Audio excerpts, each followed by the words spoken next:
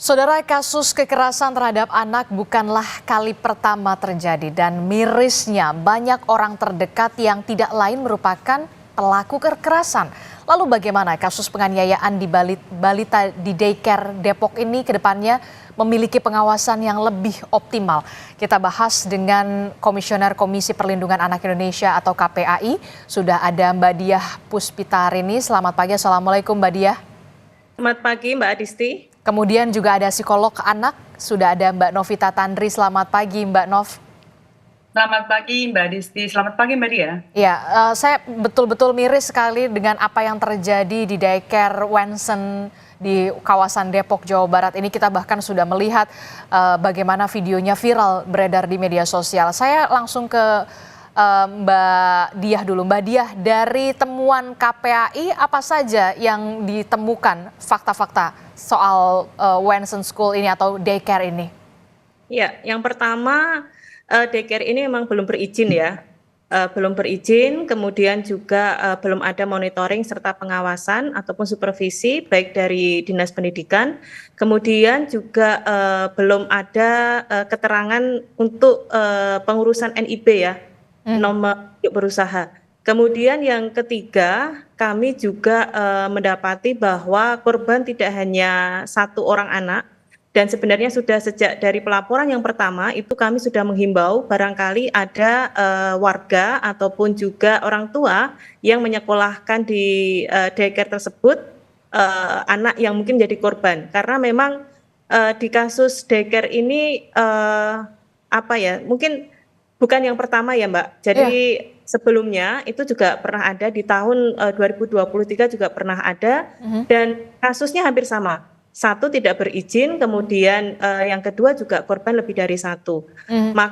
Kalau untuk izin itu kan memang sangat ketat ya, terutama untuk daycare, termasuk pengelolanya itu juga ada standar khusus dan kompetensi khusus, Mbak. Begitu. Ada standar khusus dan juga kompetensi khusus begitu ya untuk bisa mendirikan sebuah daycare. Nah, berarti daycare yang ini tidak berizin dan izinnya hanya apa berarti? PAUD kah atau bagaimana atau sekolah? Ya, izinnya hanya PAUD. Sementara kalau daycare ini kan termasuk TPA, Mbak. Jadi masuk dalam kategori pendidikan non formal, kemudian ini juga masuk TPA. TPA itu tempat penitipan anak. Dan jelas sangat berbeda izinnya, begitu. Oke, jadi bisa dikatakan daycare ini memang tidak berizin dan izinnya ini hanya PAUD begitu ya, sekolah ya. Nah, kalau kita melihat begitu, berarti KPAI ini akan membuka posko aduan atau bagaimana? Kalau melihat ada peluang kemungkinan sebenarnya korbannya tidak hanya yang ada di dalam video viral itu saja. Betul. Jadi sudah sejak hari Rabu ya sebenarnya kami sudah menginformasikan dan kemarin Polres Depok sudah menyampaikan bahwa sudah ada 2 pengaduan lagi dari anak yang bersekolah di daycare tersebut. Nah, mungkin barangkali kalau masih ada lagi silahkan bisa ke KPAI atau juga langsung ke Polres Metro Depok begitu. Oke, jadi berarti ada 2 lagi pengaduan baru begitu ya? Iya, betul. Mbak. Dari temuan KPAI ini, daycare ini beroperasi sejak tahun berapa? Ataukah ini TK PAUD dulu yang kemudian beroperasi, baru daycare-nya kemudian beroperasi menyusul atau seperti apa? PAUD dulu Mbak, PAUD dulu ternyata. Jadi saya kalau tidak salah mungkin sekitar 5 tahunan ya. Baru setelah itu ada daycare. Oke, daycare-nya ini berarti sudah berlangsung berapa lama? Sudah ada temuan dari KPAI? Setahun, 2 tahun? Belum ada informasi Mbak karena tutup ya. Jadi kami juga belum bisa menemui pengelola yang lain. Oke, saya ke Mbak Nov. Mbak Nov, ini kan miris sekali ya, bisa dikatakan tersangka ini adalah influencer parenting. Kenapa bisa begini begitu, Mbak Nov? Mbak Adisti, bicara influencer parenting beda dengan orang yang expert di bidang parenting. Dalam arti harus punya kompetensi Mbak Adisti, latar belakang pendidikan dan juga pengalaman. Itu menjadi kata kunci. Jadi orang yang menjadi pemilik dalam hal ini berarti kan kita sebut sebagai bukan saja prinsipalnya tetapi juga owner. kebetulan saya sendiri punya daycare dan ini sangat-sangat merusak nama daycare. Untuk tadi menyambung dari pertanyaan kepada Mbak Diah, kalau bicara membuka daycare, yang pertama adalah harus punya izin. Jadi izin ini jadi nomor satu, karena kalau sudah punya izin berarti persyaratan yang harus diikuti itu panjang sekali Mbak Disti. Kalau bicara regulasi dari Kemendikbudristek itu panjang. Jadi saya ambil contoh misalnya, setiap anak yang dititipkan ke daycare sebelum surat izin keluar itu berhak punya tempat di mana anak bisa bergerak itu 3 meter persegi. Lalu belum bicara ventilasi udaranya, belum bicara ruangannya, tempat mereka untuk bisa bergerak, untuk motorik kasar, motorik halus, gitu ya. Lalu belum bicara kebersihannya, belum bicara pembagian daripada pengasuh, daripada guru. Kalau di bawah 1 tahun itu 1:1. Jadi menangani satu anak 1 pengasuh begitu ya? Betul, itu untuk di bawah 1 tahun. Di atas 1 tahun sampai 2 tahun itu 1:2, 1:3. Di atas 3 tahun itu 1:3 sampai 1:4. Semua aturannya ini jelas banget dan saya sangat-sangat disayangkan bahwa bisa beroperasi. Saya yakin sudah beberapa tahun gitu ya, karena kalau kita lihat di dalam Instagramnya cukup ramai sampai 53.000 K ya, 53K follower yang ada di dalam, dan itu animonya besar sekali. Berarti sudah berjalan bertahun-tahun Mbak. Nah kalau sampai nggak punya izin berarti ini sorotannya adalah kita bicara kepada pemerintah. Pengawasannya gitu ya? Pengawasan, monitoringnya seperti apa, kok sampai bertahun-tahun jalan ternyata nggak punya izin ini, gitu loh Mbak.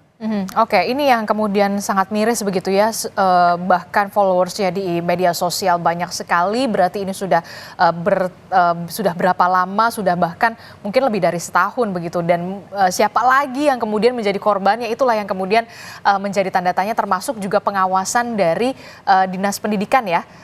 Kalau kita lihat kan memang aturannya sangat ketat sekali kalau mau mendirikan daycare begitu ya. Nah, saya ke Mbak Diah. Nah, kalau dari temuan KPAI sendiri, KPAI melakukan monitoringnya sebenarnya Disdik seperti apa pengawasannya sampai ada daycare ini tidak berizin begitu? Sejak pengaduan hari Selasa di KPAI itu langsung kami mengkaji Mbak. Dan yang kami komunikasikan selain Disdik itu juga Polres ya, Polres, kemudian UPTD PPA, kemudian Dinsos dan Dinas Pendidikan. Dan kami sudah curiga polanya jangan-jangan seperti yang dulu. Maka kami terus berupaya saat itu ya melalui wartawan ataupun juga personal mohon Disdik untuk ngecek. Nah ternyata betul ya. Tanpa berizin dan lain sebagainya. Nah, terus yang kedua, kenapa ini menjadi penting, Mbak? Karena kalau berizin, ini otomatis dari Dinas Pendidikan itu pasti akan melakukan pengawasan. Kalau tidak, kontrol dan juga supervisi, sehingga bisa mengetahui bagaimana pola pengasuhan, bagaimana pola pembelajaran, bagaimana kualitas pendidiknya. Itu juga sudah terpantau betul ya oleh Dinas Pendidikan. Saya yakin, ya mungkin memang daycare ini tumbuh marak ya, Mbak ya. Iya, betul. Dan memang ini kita tidak bisa memungkiri kebutuhan orang tua hari ini yang bekerja. Memang ada daycare. Tetapi ada saatnya ini menjadi titik balik untuk kita semua, Dinas Pendidikan dimanapun saja untuk aware dan juga mencatat, karena yang terpenting itu data Mbak. Yang terpenting itu data. Sebab kalau Dinas Pendidikan di daerah manapun sudah memiliki data, ini otomatis ketika terjadi aduan ataupun tidak, maka sudah kewajibannya melakukan pengawasan. Oke. Dan kalaupun memang sudah dikeluarkan izin dari daycare itu seharusnya juga tetap harus dimonitoring dari Disdik, entah itu 6 bulan sekali ya, soal operasionalnya ya. Betul, dan ada laporan Mbak, memang harusnya ada laporan dari daycare tersebut. Betul, setuju sekali. Jadi ada laporan secara berkala Mbak Adisti. Kalau kita lihat ini, persyaratan untuk buka daycare itu Permendikbud nomor 25 tahun 2018 itu ada studi kelayakan Mbak. Ya. Tempat kita harus dilihat dulu, lalu layoutnya seperti apa, ada tempat buat mandi kah, ada tempat tidur yang layak kah, bagaimana makanannya, bagaimana menu yang akan diberikan setiap hari. Ini belum lagi bicara tentang data daripada guru dan pengasuh. Ini harus semua dilaporkan, dimonitoring oleh dari Dinas Pendidikan dan juga dari kita bicara Kemendikbudristek ya. Jadi kalau ada pergantian daripada guru itu harus dilaporkan. Lalu mereka mendapatkan pelatihan kembali nggak? Belum lagi bicara tentang kecelakaan, Mbak. Ini pertolongan pertama pada kecelakaan, first aid. Anak bagaimana kalau kesedak, anak bagaimana kalau berdarah, anak bagaimana kalau panas tinggi. Apa yang harus dilakukan terhadap anak ini? Kerjasama dengan klinik yang sekitar dengan pertolongan pertama. Daycare di mana ada, ini harus gampang diakses. Ambulans, rumah sakit. Jadi benar-benar ini semuanya secara detail sudah harus dibuat di SOP-nya ini dengan ketat, Mbak. Jadi memang yang sangat disayangkan adalah monitoring ini. Jadi sebaiknya kalau buat saya orang tua mencari daycare harus melihat izinnya dulu nomor satu. Izinnya dulu. Selain itu, selain izin yang harus benar-benar sahih, kita harus melihat dulu izinnya ada atau enggak daycare ini. Jangan sampai hanya PAUD atau TK-nya saja. Selain izin, apalagi yang harus diperhatikan? Siapa ownernya, Mbak? Oke. Ya kan? Nah kalau bicara influencer, berarti backgroundnya bukan, bisa jadi bukan dari misalnya psikolog anak. Bukan dari pendidik. Dan kita juga harus lihat pengalamannya berapa lama di bidang ini. Karena kita nggak mau menitipkan anak yang merupakan amanah, merupakan anugerah dari Sang Pencipta, dari Tuhan, kepada orang yang tidak tepat. Betul. Iya kan, ya kita belum lagi bicara kalau dengan kejadian seperti ini secara psikologis. Anak yang mengalami kekerasan seperti ini dalam jangka pendek, dalam jangka panjang. Bagaimana pendampingan daripada psikolog ini untuk mendampingi Ananda yang 2 tahun dan 9 bulan ini, Mbak, masih kecil sekali gitu loh. Kita akan menganggap bahwa oke, dia baik-baik saja karena bersama lagi dengan orang tuanya. Tetapi dalam jangka panjang anak yang menerima kekerasan secara fisik ini punya dampak yang terus harus didampingi beberapa tahun ke depan, Mbak. Dan berarti benar-benar harus ada pendampingan dari psikolog ya. Terapinya akan seperti apa dan dampaknya mungkin akan terjadi beberapa tahun mendatang ya? Betul Mbak Disti, jadi harus dilihat assessment dulu. Jadi kita harus screening, harus assessment seberapa jauh dampak ini. Yang pastinya kalau mendengar berita termasuk dari Kompas TV, bahwa si Ananda ini setiap kali melihat wajah daripada orang yang menyakiti dia kan teriak-teriak, Mbak. Atau mungkin orang yang mirip dengan pelaku ini yang sekarang menjadi tersangka juga bisa teriak-teriak. Jadi benar-benar butuh support system, dan kalau saya bisa anjurkan cari psikolog pendamping yang benar-benar bisa mendampingi kedua anak-anak ini. Jadi harus memang terapinya memang harus didampingi oleh psikolog dari anak begitu ya, Mbak. Selain itu, silakan Mbak Dia. Ya, kalau di dalam pasal 59A Undang-Undang Perlindungan Anak itu untuk kasus anak korban baik kekerasan fisik, psikis, seksual dan lain sebagainya, itu memang prosesnya harus cepat, Mbak, termasuk memberikan pendampingan psikososial. Saya setuju Mbak Novita. Dan memang sebenarnya ini tugas negara hadir. Oke. Siapa yang bertanggung jawab? Memang yang paling terdekat adalah UPTD PPA Depok. Nah ini kami sudah komunikasi day to day ya, untuk segera memberikan pendampingan psikososial kepada anak. Karena yang kami terima dari orang tua memang anak ini masih trauma begitu. Nah, jadi ini tugas pemerintah dan negara hadir ya. Yang kedua, selain pendampingan psikososial adalah mendapatkan bantuan sosial dan pendampingan dari pekerja sosial, Mbak. Pekerja sosial ini nanti akan menyisir bagaimana lingkungan keluarga, sekolah dan lain sebagainya. Dan yang terakhir, pelindungan hukum. Harapannya tidak ada intimidasi ataupun juga upaya dari pihak lain untuk memojokkan baik anak ataupun juga keluarga. Nah ini yang 4 hal ini yang sebenarnya wajib harus diberikan kepada anak korban kekerasan dan juga anak mendapatkan perlindungan khusus lainnya, begitu Mbak. Mendapat perlindungan khusus dan negara harus hadir di sini untuk memberikan pendampingan dari segi psikologi juga ya. Mbak Nov, ini kalau kita melihat ya, saya sempat melihat bagaimana kemudian si pelaku ini pada saat di konferensi pers gitu, wartawan mengatakan, adakah tidak meminta maaf di depan publik dan hanya terdiam? Tidak adakah rasa bersalah?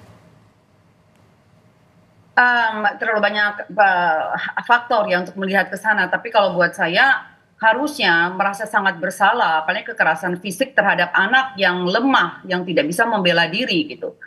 Paling utama adalah harusnya meminta maaf. Kalau dalam kondisi bahwa hamil dan lain sebagainya, buat saya itu bisa didampingi sebenarnya pada saat ditahan, tapi harus ada sanksi hukum dan efek jerah, Mbak. Jadi jangan setiap kali sudah anak menjadi korban, ini masih hidup loh Mbak. Kalau sampai sudah misalnya cacat atau menderita, apalagi sampai kehilangan nyawa, baru kita melakukan sesuatu.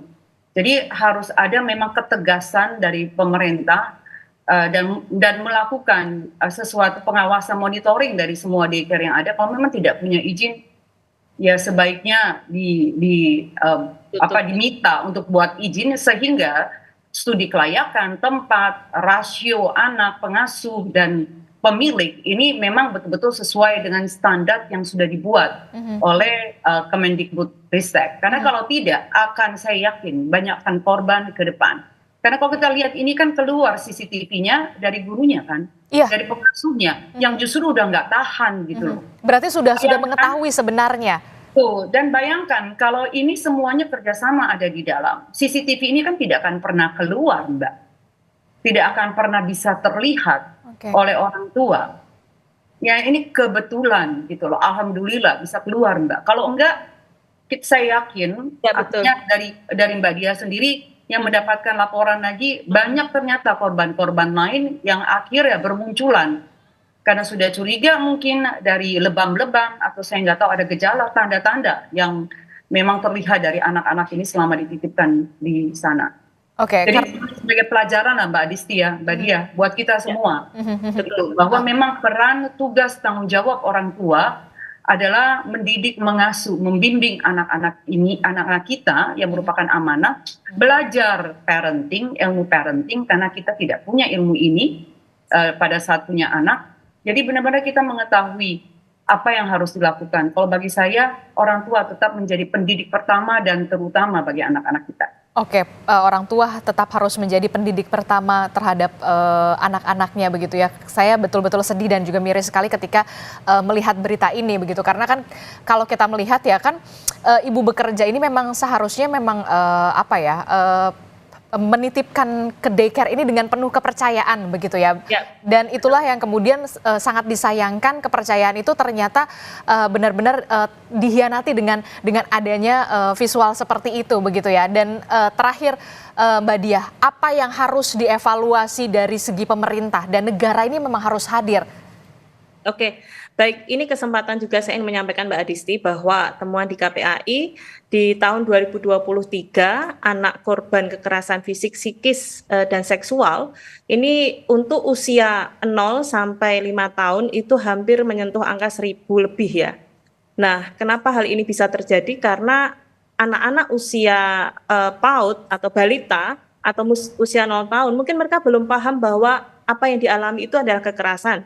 Yang kedua, mereka juga tidak tahu cara menyampaikannya seperti apa. Selain juga secara fisik masih lemah.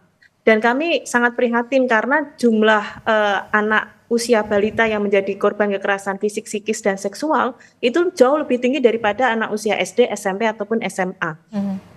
Ini menjadi sebuah alarm untuk kita semua, baik yang ada di rumah, keluarga, kemudian juga lembaga yang memiliki lembaga daycare, begitu bahwa memberikan dan memastikan pelayanan yang baik, kualitas yang baik, serta perkembangan tumbuh kembang anak dengan optimal itu penting sekali. Dan yang kedua, saya juga berharap ini jangan menjadi justifikasi bahwa semua daycare sama ya. Karena sudah ada banyak daycare yang baik yang ya. Ada yang WA ke saya juga, beberapa pengelola daycare itu juga mereka sudah merasa ada perubahan Mbak Adisti. Jadi ada kemudian pihak orang tua yang terus mau menarik anaknya untuk diasuh sendiri atau bagaimana. Mungkin itu satu sisi yang baik, tetapi untuk perkembangan selanjutnya kita juga tidak bisa menjustifikasi bahwa semua daycare sama. Masih banyak daycare yang bagus dan daycare ini juga penting ya keberadaannya, sangat membantu orang tua juga. Sehingga kalaupun kita menitipkan anak di daycare, pastikan bahwa ada daycare tersebut komunikatif, informatif, kolaboratif, adaptif, dan tentu saja juga inovatif gitu. Saya sampai menciptakan jargon sendiri nih Mbak, karena biar daycare yang lain juga belajar dari kasus ini agar lebih komunikatif pada orang tua. Kalaupun anak jatuh, daycare yang baik itu memberitahukan ke orang tuanya. Langsung saja ini anaknya terjatuh, tapi kami sudah memberikan emergency pertolongan pertama misalnya, atau juga kalaupun Bunda ini kok anaknya merah-merah, kenapa, atau digigit nyamuk atau apa, itu daycare yang bagus. Dan juga daycare yang bagus juga itu kalau orang tua bertanya ya dia akan memberikan informasi dengan sejelas-jelasnya. Nah, di daycare ini sebenarnya yang menarik nih Mbak Adisti dan Mbak Novita. CCTV bisa diberikan ke orang tua. Dan itu bisa diakses biasanya ya kan? Kita bisa mengakses sebagai orang tua, anak kita lagi ngapain, jam berapa, benar lagi makan atau tidak, lagi belajar atau tidak. Betul. Itu sebenarnya bagus, itu termasuk bagus sih gitu, sehingga orang tua mau bekerja seperti apa sudah bisa melihat. Tapi ya, jadi merasa aman ya Mbak Dia ya.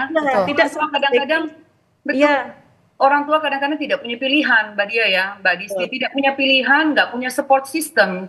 Dua-duanya harus bekerja, dan kasihan buat orang tua yang betul-betul mempercayakan dengan seluruh hatinya kepada, sebenarnya namanya harus diganti sih, jangan penitipan anak. Karena titip kesannya kayak barang gitu loh. Iya, betul. Jadi seharusnya apa, Mbak Nov? Seharusnya child care. Child care itu kan berarti tempat di mana anak dibimbing, diasuh, dididik. Iya kan? Iya, betul. Dari kata yang lebih tepat. Karena kalau penitipan anak berarti aman doang secara fisik. Ini bahkan tidak aman secara fisik. Apalagi secara mentally ya. Apalagi aman secara psikologis gitu. Nah, anak ini kan harus tumbuh secara holistik, di mana daya serapnya dalam semua panca indera dia yang disebut dengan absorbent mind ada di usia ini. Jadi kalau tidak tumbuh kembang secara holistik di dalam daycare ini, daycare, child care, bukan penitipan anak. Jadi kalau kita bandingkan dengan kata yang dipilih di luar negeri, mereka nggak memilih kata dititipkan. Gitu. Ya, setuju. Ya Mbak, ya gitu Mbak. Jadi memang apa ya, daycare itu kan memang sekarang mulai menjamur begitu ya, apalagi di wilayah Jakarta, kemudian kota-kota penyangga lainnya, karena memang tidak ada pilihan lagi. Bagaimana seorang ibu tetap harus bekerja, tapi juga dipastikan juga anaknya tetap harus aman dan juga bahkan menerima pengasuhan dari pengasuh di daycare begitu ya. Terakhir saya ke Mbak Nov. Mbak Nov, selain anak korban, tapi juga kan yang kemudian cukup tersakiti adalah pasti seorang ibunya. Pasti ibunya merasa feeling guilty, dan apakah ini juga perlu pendampingan dan juga pemulihan, tidak hanya anak tapi juga skop keluarga ini yang menjadi korban? Sangat Mbak, bukan hanya ibunya, ayahnya juga, bisa dengan kakeknya, neneknya, gitu ya. Semua pihak yang terlibat di dalam tumbuh kembang anak, si anak ada dua lagi gitu ya, pasti akan dapat dampaknya, efeknya. Perlu pendampingan untuk bisa mengetahui bahwa ini hanya terjadi dengan satu oknum, bahwa kedepannya jangan sampai menjadi overprotective. Iya kan, apalagi sampai ke paranoid gitu ya, bahwa anak nggak boleh berteman dengan orang, nggak boleh lagi ketemu dengan siapa-siapa, sehingga dikungkung. Jadi kalau buat saya belajar dari sini untuk lebih berhati-hati, tetapi tidak berarti menutup kemungkinan anak untuk bersosialisasi dengan orang lain dan orang-orang terdekat. Ini jadi pelajaran kita semua kalau memang daycare itu memang ketika kita ingin memberikan anak kita untuk sehari begitu ya, karena memang karena ya ibu bekerja dan ayah juga bekerja begitu, kita sebagai orang tua juga harus cermat betul apakah daycare ini berizin, termasuk juga fasilitas-fasilitasnya juga memenuhi sarana dan prasarananya. Jangan sampai kemudian kasus ini terulang kembali. Dan ini cukup yang terakhir. Terima kasih Mbak Nov dan juga Mbak Dia telah bergabung bersama kami. Sehat selalu. Assalamualaikum, selamat pagi. Waalaikumsalam, selamat pagi.